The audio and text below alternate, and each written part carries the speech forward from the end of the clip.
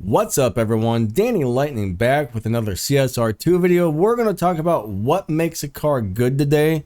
First off, some people think just because they get a car that's running 6.9s or 7.0s, just because it's one of the fastest cars in the game, they think that's going to automatically make the car the best car to have in the game, and that is very far from the truth.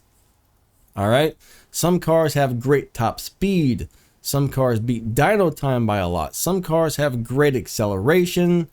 I mean, there's so many different things to factor in, and certain types of races may require a certain car to perform in a specific way, and not every car can do that. So for example, let's take this 2015 Nissan Gt-R. This is one of the best cars for a brand new player. It's easy to get, it performs well, it'll do great for a little while until you can get some better stuff, but this car has amazing acceleration, but it really lacks the top speed.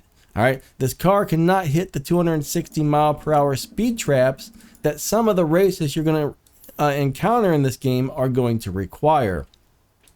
So this car is amazing for certain things and terrible at others. If you enjoy this content, please hit that like button, subscribe to the channel, click the little bell and set those notifications to all, and share this video with your friends. Thank you. Let's take a look at my Toyota Supra GR. I think this car is capable of running like a 6.9 to a 7.0 on most runs when you max the car out. But if I take this car into live racing, on a maxed out tune, it's going to get stomped by so many other cars, it's not even funny. This car is going to do really poorly maxed out for live racing. So what I do is I come in here, and instead of running the 7.0s, I put this car back to stage 4. It runs like a 9.4, and it dominates in the live racing lobbies. So how fast the car is doesn't necessarily mean it's going to do well for every type of race.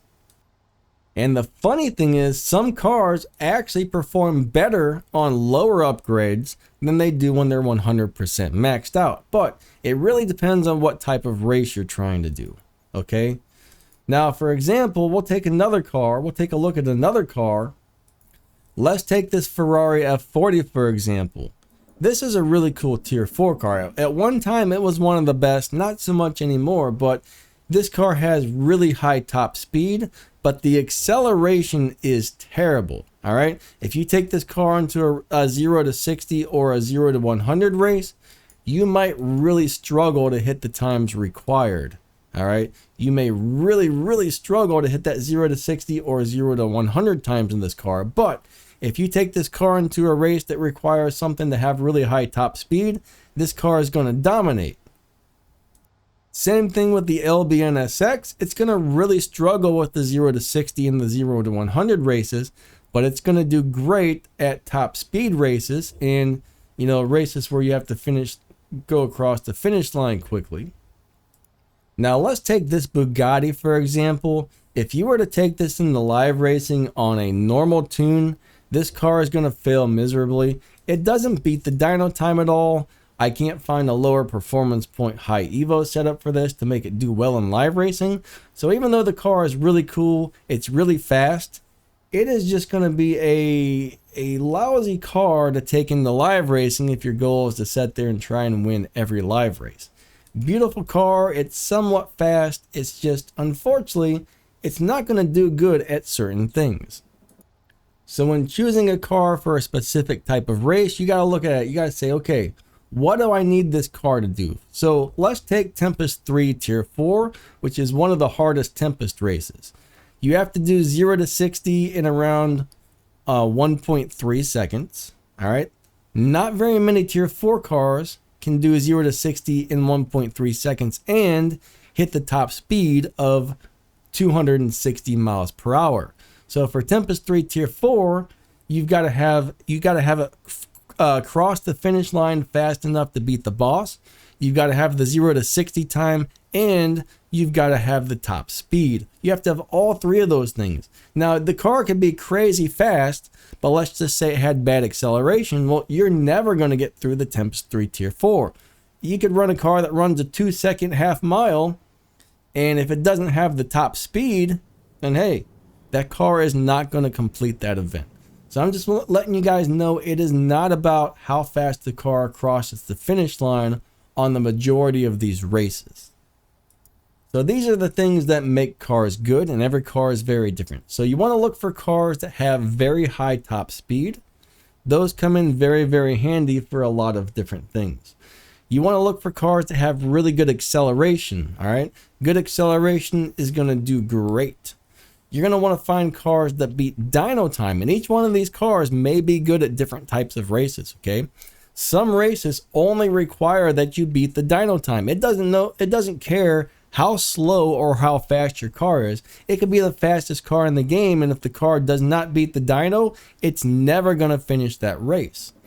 Now, the races that require dyno time, you could have the slowest car in the game, and as long as that car beat the dyno time, bam, you finish the races no problem.